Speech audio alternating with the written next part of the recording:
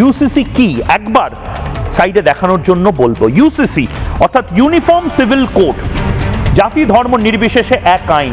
যদি দেশটা সত্যি ধর্মনিরপেক্ষ হয় তাহলে কেন ধর্মের ভিত্তিতে বিভিন্ন সম্প্রদায়ের আলাদা আইন থাকবে? বিয়ের নথিভুক্তকরণ বাধ্যতামূলক কেন শুধুমাত্র হিন্দুদের জন্য হবে, আর অন্য সম্প্রদায়ের নির্দিষ্টভাবে মানুষজন তারা বিয়েটা নথিভুক্তই করবে না, একসাথে 4টে বিয়ে 5টা বিয়ে করে রাখবে।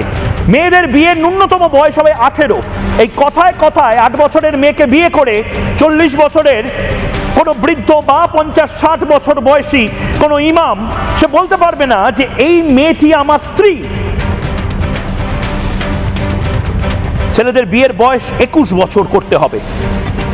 এবং মাথায় রাখুন, এটা কিন্তু বেশিরভাগ হিন্দু এই জিনিসের, এই আইনের আওতায় ইতিমধ্যে আছেন নিজেদের বিবেচনা বোধকে সামনে রেখে। হোক এক দেশ এক আইন।